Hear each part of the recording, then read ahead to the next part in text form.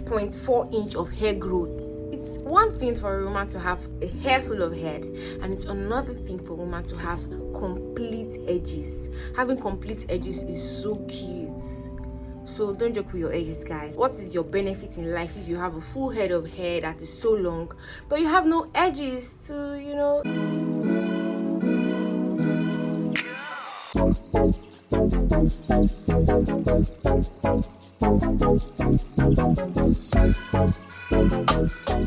Hi guys, welcome back to my YouTube channel. Today I'm going to be doing a chit chat, take you with me through my hair growth journey. I went bald in January 2022.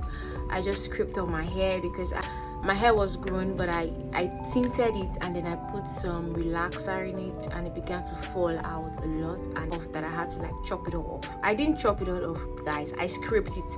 My scalp was as smooth as my face. I'll show you a picture right now.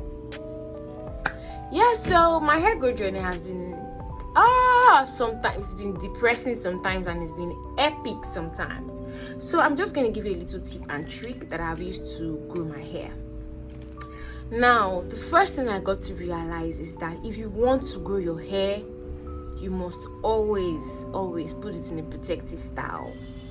Maybe you don't call it protective style, whatever language you call it. Put it in a cornrow or a goddess braids, we call it didi, or something, or braids, or kiko, whatever. Just make sure you're making your hair, and don't make hairstyles that can pull your head and your edges a lot, because they would cause your hair and your scalp to thin out and your edges to thin out.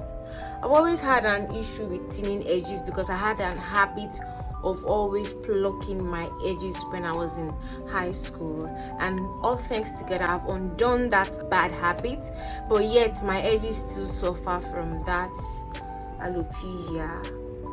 And although it's growing, I can see that it's growing, but it's one thing for a woman to have a hair full of head, and it's another thing for a woman to have complete edges. Having complete edges is so cute. So don't joke with your edges, guys. What is your benefit in life if you have a full head of hair that is so long, but you have no edges to flaunt it with? Then you're covering it with hair bands, wearing wigs. A wig is not that convenient, so no point. I'd rather have my natural hair grown. So guys, today it's been about 3 weeks since I made this hair. I made it July 9th. So this Sunday is going to make it 2 weeks that I've had this hair on. Let me show you the length of the new growth that I have. I don't know how I'm going to do this, but when they make the hair, it's usually tight and it stays in place. You can't pull it like how I'm pulling it now here. You can never do that when you first make your hair, right? So today I'm just going to do a little measurement to show you my growth, and I don't know if I can be even accurate, but it's something. I'll try and do something from the scalp. I'll start from the scalp, put it up a bit, and I don't know. I'll try to be precise to see. Wow. I think I don't want to say 0.5. I mean, that's a lot of growth if it's 0.5. It can't be 0.5. Damn. It's like 0.4. It's like 0.4. Yeah. 0.4 inch of hair growth. Now, if you grow your hair at 0.4 inch of hair growth every 2 weeks, that means you will have 0.8 inch of hair growth every month. This is a 0.8 inch of hair growth every month. Right here. 1, 2, 3, 4, 5, 6, 7, 8. Depending on the kind of style and hair care you give your hair, you have at least 0.7 inch of hair growth. 1, 2, 3, 4, 5, 6, 7. 0.7 inch of hair growth every month. Now, if you can keep 0.7 inch of hair growth for a year and you retain your length nicely, that means you have 8.4 inch of hair growth in a year. 8.4 inch of hair growth in a year. that's a lot of hair growth. If your hair is already this length, that means this would be your hair length in a couple of months.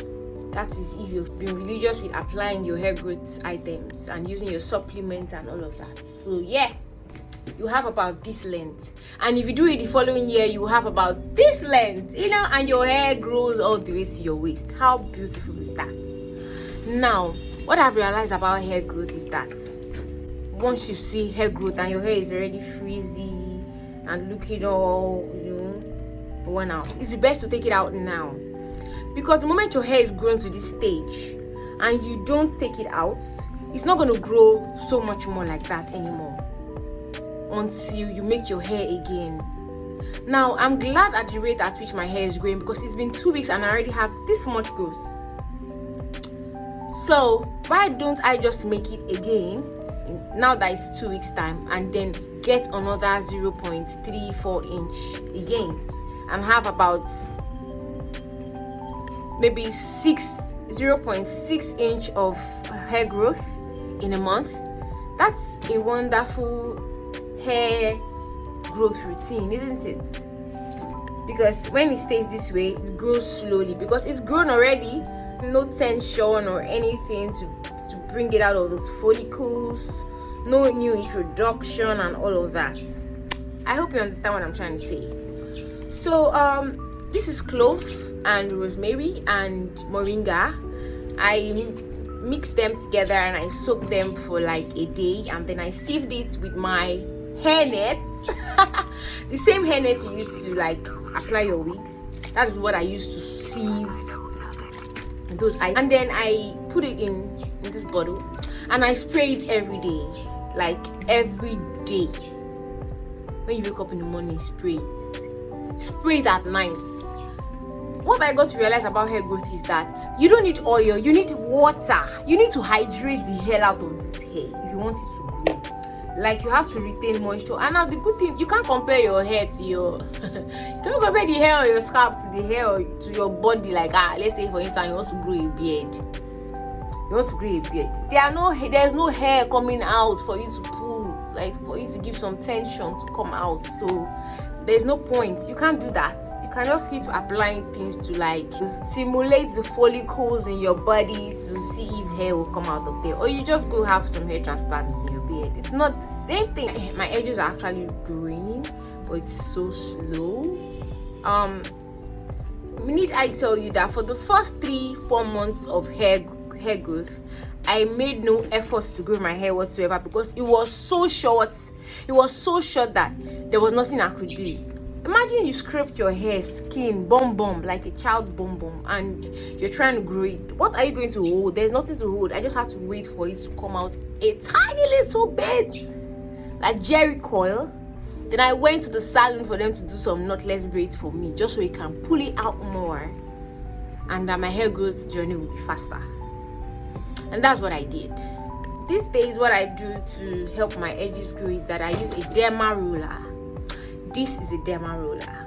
I use a derma roller to like roll my edges and then apply whatever mixture that I've made. Sometimes I make it just rosemary, sometimes I make it whatever, aloe vera, anything. And the most effective way to grow your hair is to apply hydration, be it aloe vera or clove or cumin seeds or hibiscus flowers or rosemary or coffee scrub or coffee or whatever it is that you wish, ginger, onion, whatever it is that you're using. Just make sure it's in a liquid form. Spray it. I'm glad this is almost finished, because the next spray that I'll be trying is the coffee spray. So I'm going to go to the supermarket close by the house and I'm going to get some coffee, and I'm going to show you the type of coffee I buy. I don't think it's coffee like the one you mix to drink, because that one is so sweet, it's sugary.